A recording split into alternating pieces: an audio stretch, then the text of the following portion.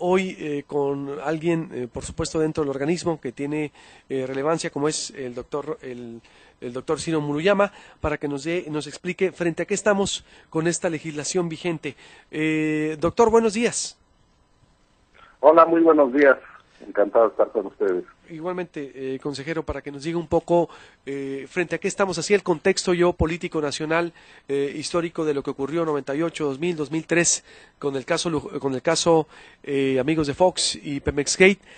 ¿Qué es lo que dice la legislación para lo que viene, o no sé si se tenga que actualizar otra vez, aunque en México en cada elección vamos a una reforma electoral, esperemos, aunque ya no hay tiempo, pero ¿qué dice la legislación vigente para evitar casos similares, doctor? Bueno, pues en efecto, México ha ido desarrollando su sistema electoral y en esta parte que tiene que ver con la regulación de la relación de dinero y política, de los flujos de recursos que llegan a las campañas electorales, tenemos una legislación, creo, muy avanzada, exigente, que tiene un nivel de obligación para los partidos políticos que uno no encuentra en otros países del mundo. Por ejemplo, la obligación de reportar cada centavo que ingresan y cada centavo que gastan a la autoridad electoral, de hacerlo además candidato por candidato en tiempo real, es decir, mientras va transcurriendo la campaña, que se emita un dictamen por parte de la autoridad, en este caso el Instituto Nacional Electoral, que es quien tiene esta atribución. Uno de los cambios más importantes que implicó la transformación del IFE al INE fue que ahora la fiscalización de todas las campañas y de todos los recursos que llegan a los partidos en las entidades federativas las hace el INE. Antes, el IFE solo fiscalizaba los recursos de los comités ejecutivos nacionales de los partidos y las campañas federales cada 3 años, mientras que todo el dinero de las elecciones locales se revisaba por las autoridades electorales locales. Esto dejó de ser así y ahora el INE, por eso es que está metido incluso esta misma semana en la tarea de fiscalizar los recursos de las campañas de este año, de las elecciones que ocurrieron el 4 de junio pasado en Coahuila, el Estado de México, Nayarit y Veracruz. Además, un cambio muy importante es que la Constitución prevé que una posible causa de nulidad de las elecciones es el rebase de topes de campaña, en el caso de que el rebase sea mayor al 5% en una elección donde la diferencia entre el primero y segundo lugar sea menor al 5%, esto puede dar lugar a que el Tribunal Electoral anule las elecciones. Por eso es que el INE tiene que concluir su tarea de fiscalización unas cuantas semanas después de ocurrida la elección. En el pasado, la fiscalización y la calificación de las elecciones no tenían nada que ver.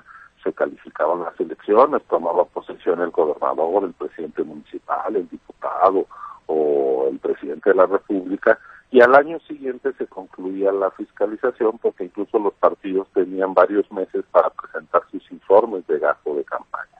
En este caso eso se acabó, por eso se creó incluso un sistema integral de fiscalización en línea donde los partidos van adjuntando toda la evidencia del gasto que hacen, y a la vez la autoridad electoral tiene la responsabilidad de verificar la veracidad de los dichos de los partidos y de contrastarla con evidencia que se recaba por el propio INE en trabajo de campo. Por ejemplo, desplegamos a miles de monitoristas que toman fotos y georreferencian espectaculares, bardas, para ver efectivamente cuánto están gastando en publicidad los partidos y candidatos en la vía pública, en carreteras, en calles, en edificios, etcétera, etcétera. Y luego también acudimos a sus actos de campaña y ahí levantamos actas pormenorizadas de cuántos recursos hubo involucrados en equipos de sonido, en sillas, lonas, en camiones que transportaron a la gente, en drones, grúas, todo lo que se puede tener en un acto masivo. Pues nosotros levantamos un inventario de lo que hubo ahí y contrastamos lo que nosotros vemos con lo que los partidos dicen haber gastado. Y en el momento en que nosotros identificamos que hay cosas que no nos están reportando debidamente, se los notificamos, les damos derecho de audiencia, y si ellos no nos presentan facturas, en fin, evidencia de gasto, pues entonces nosotros los sancionamos. Así es como funciona la fiscalización.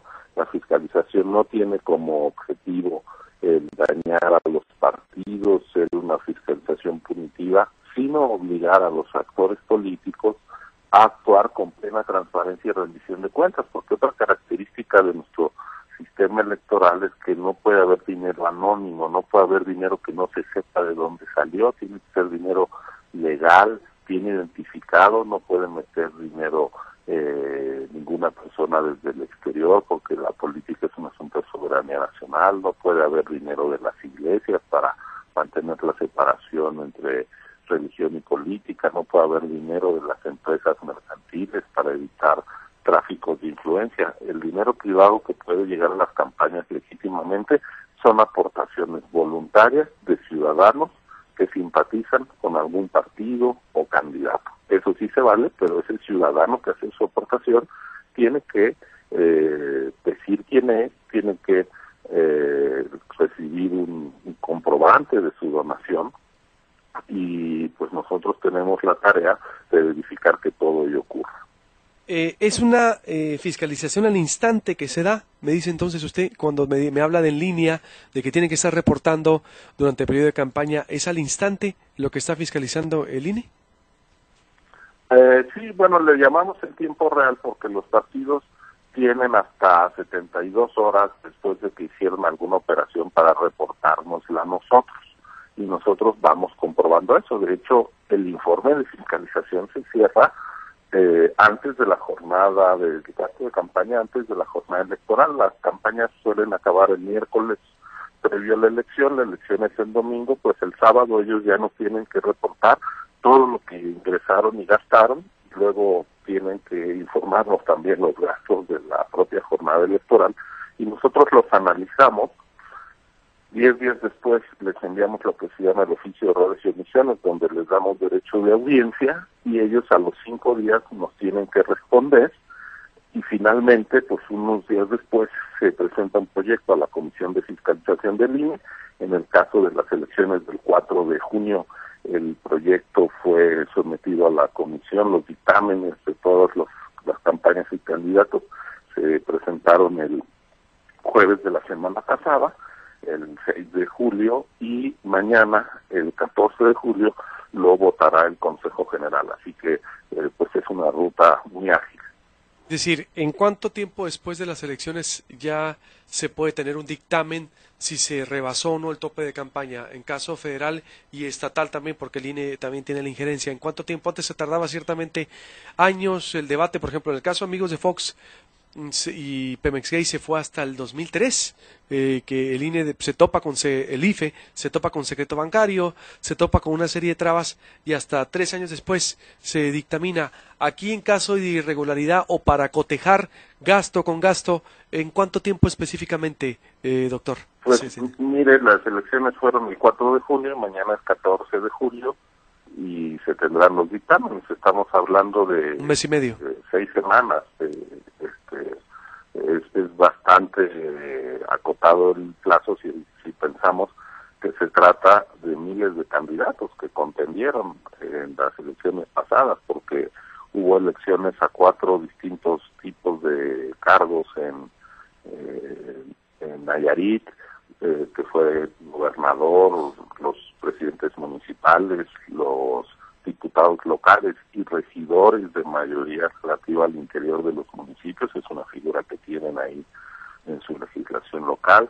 Hubo elecciones para 212 ayuntamientos en Veracruz, hubo elecciones para gobernador en el Estado de México, y en Coahuila se renovaron todos los poderes, la gubernatura, los ayuntamientos y la Cámara de Diputados local. Así que y para cada cargo pues compiten, si tenemos 9 partidos políticos nacionales, más los partidos políticos locales, más los candidatos independientes, compiten casi en promedio una decena de candidatos por cada cargo de elección popular. Así que nada más de Veracruz pues tenemos alrededor de 2,000 candidatos, y de cada uno de ellos nosotros tenemos que hacer un pronunciamiento. Y el periodo de impugnación, ¿cuánto duraría? Por ejemplo, se entrega mañana y después se viene una etapa de revisión. ¿Hasta qué tiempo se daría ya después un dictamen final para ver si se rebasó o no un tope de campaña? O mañana mismo ya sabremos. El dictamen se vota mañana. De hecho, Mañana mismo sabremos todo, entonces.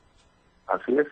Ah, muy bien, entonces sí es lo corto. ¿Y el periodo de impugnación después vendría un periodo de impugnación si alguno de los partidos se Todos inconforma, los ¿no? partidos y candidatos tienen derecho a impugnar las resoluciones del Instituto Nacional Electoral. Nosotros somos una autoridad cuyas decisiones siempre están sujetas a revisión. Si alguien las impugna, la legislación plantea que los partidos tienen 4 días para acudir al Tribunal Electoral y, como yo le decía hace un momento, los tribunales tienen que pronunciarse antes de que sea el momento de la toma de posesión. Es decir, si el gobierno del Estado de México, el próximo gobierno empieza el 15 de septiembre, así tienen esa tradición en el Edomex, que el día del grito es cuando toma posesión el nuevo gobernador, pues antes de eso el tribunal tendrá que pronunciarse sobre la calificación de esa elección. Así que estamos hablando de plazos breves. Lo que usted refiere de tema de amigos de Fox, en efecto es parte de nuestra historia, fue una dura batalla que dio el Instituto Federal Electoral, pero como bien recuerda usted, en ese entonces se le opusieron al INE al IFE, los secretos bancario, fiduciario y fiscal, y por eso no podía acceder a conocer qué había pasado en el sistema financiero para financiar para que se dieran estas tramas de financiamiento irregular. Ahorita sí el INE tiene la facultad. Si usted solicita, por ejemplo, disculpe doctor, si usted le dice al INE, a los bancos solicitan un informe y ya no hay esa traba, los bancos están obligados legalmente para entregar cualquier información que solicite la autoridad electoral. Sí, desde la reforma electoral de 2007, en la Constitución se estableció que el secreto bancario, fiduciario y fiscal no es oponible a la autoridad electoral. Es muy interesante, porque eso agilizaría cualquier, entonces, posible, vamos a decirlo, fraude financiero que haga el partido. La norma, por lo que veo, es mucho más aplicable a lo que actualmente se exige. Otra, me dice, ¿se puede saber los partidos? Y estamos haciendo, es una especie de explicación didáctica, doctor, porque de repente se nos olvida de dónde venimos, qué es lo que ha pasado, y hacemos un contexto, pero ahorita usted con la explicación que nos acaba de dar como está la legislación, se ponen las cosas más en claro de cómo está la ley. Hoy, por ejemplo, se puede saber quién le aporta una campaña política también, me decía, o es obligación de los partidos transparentar de dónde viene el dinero. Así es, se debe de conocer el nombre de los aportantes a los partidos uno a uno, y para eso y esa información que es del conocimiento público. En cada proceso. Sí, de cada proceso y también del financiamiento ordinario. ¿En dónde están los riesgos, doctor? Porque ciertamente sí, eso dice la ley, pero los partidos se dan las mañas para evadir la ley. Por ejemplo, en el efectivo, que es lo que circula en las campañas, es decir, hay formas, o los partidos tienen las formas siempre de sacarle la vuelta a la ley. ¿En dónde están los riesgos de estas operaciones en periodo electoral, doctor? Bueno, pues el principal riesgo es que los partidos se aparten de la norma, que no sigan puntualmente sus obligaciones, y nuestra tarea justamente consiste en detectar si hay alguna simulación, si hay algún ocultamiento de gasto, y como usted dice, pues el efectivo no deja huella, si pasa de mano en mano, pero lo que sí puede dejar huella es para qué se usó ese efectivo. Si se está pagando a alguna empresa espectaculares para llenar una carretera de anuncios a favor de un candidato y el partido no lo reporta y nosotros estamos encontrando ese gasto, pues el partido es sancionado. Entonces, pues nosotros no somos sino una institución pública con recursos desplegados sobre el terreno, no somos Dios que pueda ver todo lo que ocurre en cualquier rincón entre dos particulares, ¿no?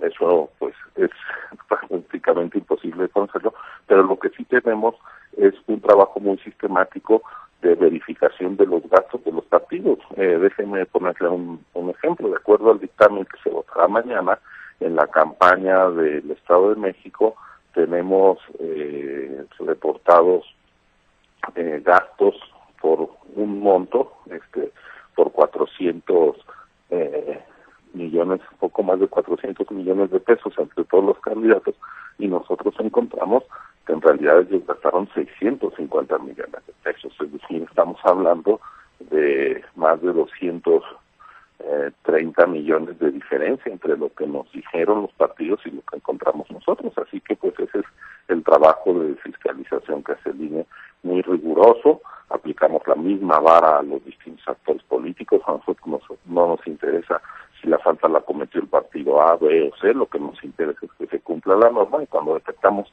que no se está haciendo, se sanciona. ¿Quién rebasó el tope de campaña? ¿Esos 250, cómo se distribuyen? No, lo que pasa es que en el Estado de México estamos en una situación donde la legislación local fijó un tope de gastos de campaña de 285 millones de pesos. Son topes, yo he llamado que más que pesos son cielos, casi inalcanzables, más de gasto, porque la legislación local del gobernador así lo definió, pero aún así nosotros encontramos, pues ya le decía, mucho dinero que no se reportó, con lo cual algunos candidatos pasan de haber reportado arriba de 100 millones de pesos, acaban acreditados con casi 170 millones de pesos de gasto. Eso no alcanza al rebase tope, pero pues sí evidencia que el INE detectó mucho dinero que no se aportó. Y en Coahuila, ahí sí tenemos la posibilidad de un rebase, eso lo determinará mañana el Consejo General, por parte, de acuerdo a lo que votó al 6 de julio la Comisión de Fiscalización, un rebase de los dos principales candidatos. Estoy hablando con el doctor Ciro Murayama Rendón, él es consejero... Murayama, él es consejero electoral nacional del Instituto Nacional Electoral, me está dando la explicación de la legislación vigente en materia de fiscalización electoral, y también nos metimos poniendo un ejemplo de cómo se han rebasado los gastos en las elecciones estatales, empezando por el Estado de México. ¿Pudiera hacer énfasis, doctor, quién rebasó de los partidos? Es decir, porque dice, hubo mucho dinero que no se reportó. ¿Quién específicamente? ¿Qué partido, por ejemplo? ¿Pudiéramos ser más específicos? ¿Todos? Todos rebasaron. ¿Con cuánto? A ver, PRI, PAN. No, a ver, es que hay que distinguir, perdóneme. Una cosa es no reportar y otra cosa es rebasar. Se puede no reportar y que la autoridad identifique el gasto, pero el rebase de topes es que se gaste más de lo que la ley dice. El no reportar es que en tu informe como partido no dijiste toda la verdad. Entonces, nosotros en el Estado de México encontramos más de 200 millones de pesos que no reportaron. Pero como el tope es tan alto en ese caso, de 285 millones de pesos, ningún candidato rebasó, de acuerdo a la evidencia que nosotros reunimos de las pruebas que sustentamos, ningún candidato rebasó el tope. En cambio, en Coahuila, que el tope fue de 19.5 millones de pesos, dos candidatos sí lo pueden rebasar, que son el caso del señor Riquelme y del señor Anaya. Bien, y si no reportaron, ¿no es motivo de nulidad, por ejemplo? Ciertamente, porque me dice el tope de campaña es muy alto, el cielo son 280, uno llegó a 170, entiendo perfecto, pero debido a esos reportes que no hicieron a la autoridad y que desobedecieron, vaya, esa norma, ¿no es motivo de nulidad o de sanción o qué, a qué se ganan los partidos con eso, doctor? Sí, pues se ganan unas multas muy severas y la causa de nulidad, como yo le decía, es el rebase de tope que está establecido esa posibilidad en la Constitución. Lo otro son multas económicas para castigar justamente el regulamiento de gasto. ¿A cuánto va a llegar la multa? La multa superior, pues mire, ahora estamos previendo multas que pueden rondar los 800 millones de pesos. Los partidos están francamente preocupados, están acudiendo con nosotros a presentar pues sus argumentos. Algunos veremos si tienen razón de que sí reportamos esto espectacular, pero la evidencia que tú tienes es tomado desde otro ángulo, pero es la misma calle, la misma dirección. Bueno, pues tal vez hay quien tengan razón y hay que revisar algunas conclusiones concretas, pero estamos hablando pues, de multas muy grandes, y en el caso de que los partidos no hayan reportado el gasto, si no reportan 100 pesos, nosotros les cobramos 150, es decir, para que no se beneficien de la autoría de estos gastos que no son legales porque no son reportados. ¿Cuánto vienen las multas? ¿Puedo adelantar? ¿Cuánto le va a tocar la multa a cada partido por no haber reportado gastos? Pues mire, son tantas campañas que estamos justamente haciendo toda la conciliación de la información, pero le digo, estamos arriba de 800 millones de pesos. Por la totalidad, me dice, ¿verdad? O por cada uno. Por la totalidad, claro. Por eso, ¿quién es el de mayor peso que tiene la multa, por ejemplo? ¿El PRI, el PAN no puede diseccionar? Entidad, por ejemplo, el PAN fue el que más ocultó gasto en el Estado de México, seguido por el PRI, por el PRD. Después algo se encontró también en el caso de Morena. En el caso de Coahuila tenemos en primer lugar a la coalición encabezada por el PRI, después a la coalición encabezada por el PAN. En Veracruz, como son elecciones de ayuntamiento, pues se distribuye, varía según el ayuntamiento, cuál es el partido que más incurre en falta, pero pues como le digo, nosotros no nos fijamos quién hizo la conducta, sino el que la conducta haya ocurrido, y eso es lo que se sanciona. Bueno, me llama la atención que el PAN más que el PRI, pese a la maquinaria Edomex y Los Pinos, el PAN fue el que más ocultó, dice, gastos. Pues sí, porque nosotros es a quien más le encontramos publicidad, evidencia de gasto que no reportó. Y eso es lo que nosotros encontramos. De todas maneras, al PRI no es que no se veía fiscalizado con rigor. En el caso del candidato del Mazo, identificamos más de 52 millones de pesos no reportados. Es una cantidad muy, muy, muy grande de dinero que no se reportó y que el INE pudo identificar. En el caso Coahuila, ¿qué es lo que va a pasar, doctor? Pues nosotros vamos a concluir nuestra fiscalización, se vota el día de mañana en el Consejo General, y ya la decisión de si una posible inmunidad o no le corresponde al Poder Judicial, en este caso al Tribunal Electoral. Pero ¿cómo viene el dictamen? ¿Qué puedo adelantar? Es decir, el INE va a declarar... Lo que yo le acabo de decir, que los dos candidatos más votados a la gubernatura, de acuerdo al dictamen que se circuló al Consejo General y que se vota mañana, estarían rebasando el tope de gasto. ¿Se tiene que volver a llamar a elecciones en Coahuila? Eso lo determina el Tribunal Electoral.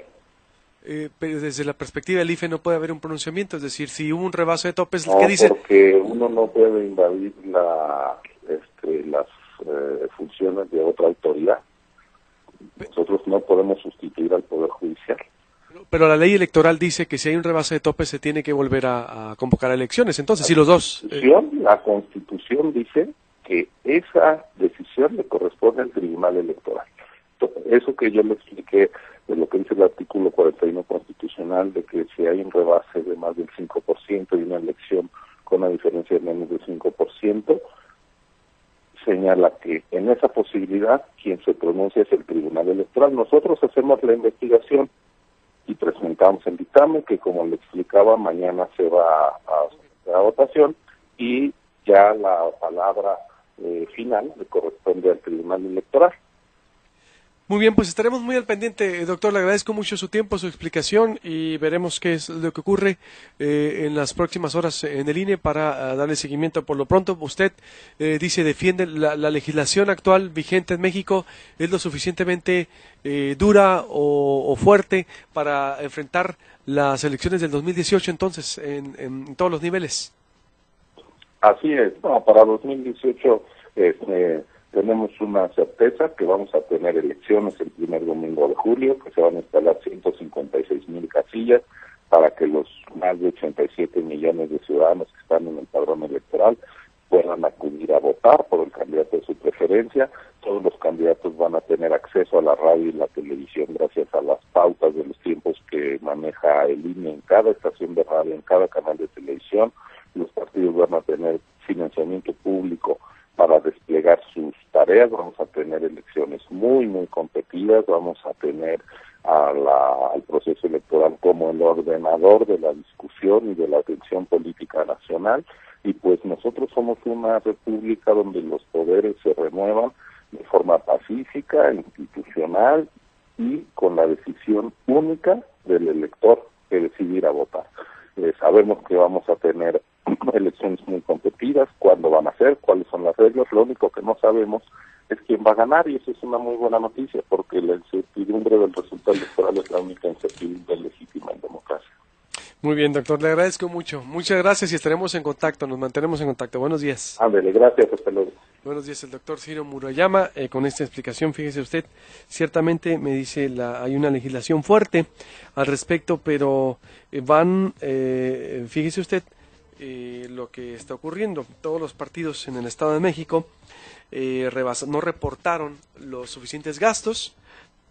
Van a ser multados con alrededor de 800 millones de pesos con la suma total de las multas. En Coahuila se tiene que pronunciar el Tribunal del Poder Judicial, el Tribunal Electoral del Poder Judicial de la Federación, el conocido TANTRIFE, sobre la posible nulidad de las elecciones en Coahuila, porque ambos candidatos en Coahuila están rebasando los topes de campaña. Y como el IFE asegura que hoy pues la legislación vigente tiene más candados, se supervisa ya con una prontitud y al instante que permite que impide, dice el INE, lo sucedido en el 2000. Sin embargo, también reconoce esos riesgos de que los partidos se dan las mañas para sacarle la vuelta a la legislación vigente, todos los partidos, pero vemos entonces que en el Estado de México, lo que ya se había dicho ciertamente a nivel nacional, igual aquí en Sonora, apenas se tocan estos temas que, pues por ser estados ajenos de alguna manera a la vorágine informativa, hablando de agenda, ¿no? Pero no, eso no le quita lo interesante de cómo se pone al instante, fíjese usted, la información pero muy interesante es que no se reportan los gastos. ¿Quién sabe qué gastos no reportaron los partidos en el Edomex? Y solo se hacen acreedores a las multas, porque el tope de campaña, como dice, es decir, no eran topes, eran cielos, 280 millones, ¿quién lo recurre? Y alcanzaron los 170, pues ahí yo creo que vendría también de una manera la laxitud de la ley, ¿no? Lo débil que pueda estar para enfrentar el proceso electoral. Pero muy interesante de seguir el debate. Ya hablábamos con Crespo también, donde cuestionaba a la autoridad electoral. Siguen por acá. Verá usted. Siguen.